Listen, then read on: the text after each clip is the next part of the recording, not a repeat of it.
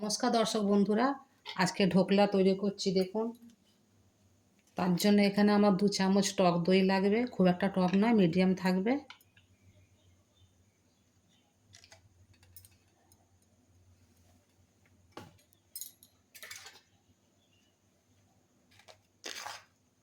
নুন 1/2 চামচ দেব, চিনি 1 চামচ। যদি দইটা খুব টক হয় তাহলে বেশি চিনি দেবেন, আমার দইটা খুব একটা টক নয়, ওই জন্য আমি 1 চামচ আর অল্প 1/2 চামচ দিয়েছি। এখানে আমি হলুদ দিচ্ছি 1/2 চামচ,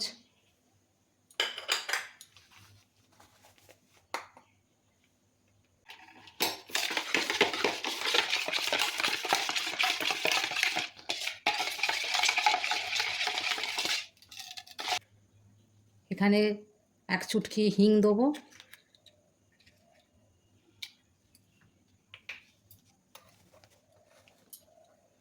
সুজিকে গুঁড়িয়ে নিয়েছি, 2 চামচ সুজি দেবো।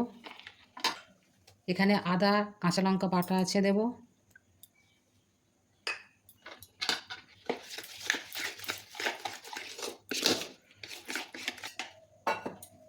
1 কাপ হালকা গরম জল দেবেন বন্ধুরা, বেশি গরম দেবেন না, কারণ দই কেটে যাবে, তাহলে গরম জল দেবেন। এখানে বন্ধুরা জল বসিয়ে দিয়েছি। একটা এরকম স্ট্যান্ড নেবেন, যে জায়গা ঢোকলা তৈরি করবেন সেই জায়গাটা করে একটু তেল বুলিয়ে দেবেন।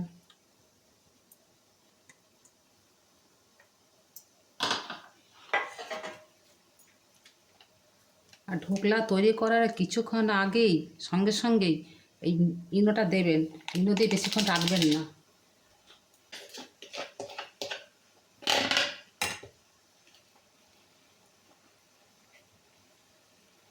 এই ঢোকলার উপরে একটুখানি অল্প করে ধনে পাতা,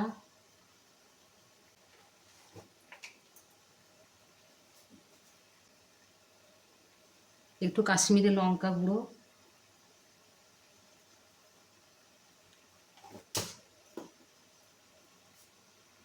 এইভাবে আস্তে আস্তে বসিয়ে দেবেন 15 মিনিটের জন্য।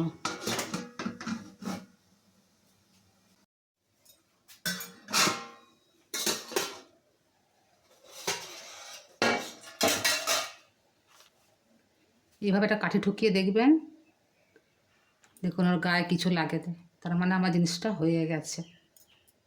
দেখুন কিছু লাগে, কড়া বসিয়ে দেবো, কড়া তেল দিয়ে দেবো, কালো সর্ষে, শুকনো লঙ্কা,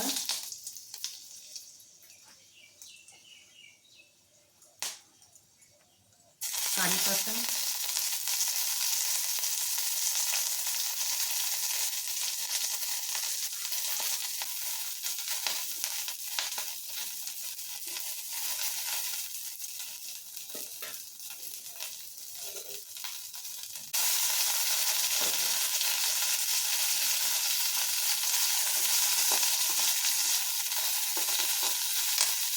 দেবো।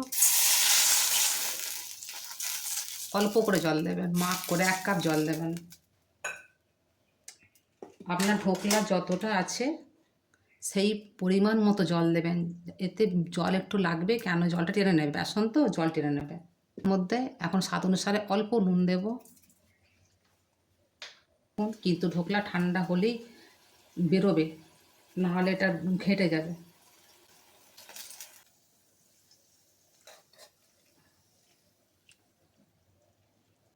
ঢোকলা তৈরি হয়ে গেছে, ঠান্ডা হওয়ার পর তবেই আমি কাটবো, এখন কাটবো না, কেন গরম গরম অবস্থায় কাটলে এটা ঘেঁটে যাবে, ঠান্ডা হওয়ার পরে আমি কাটবো।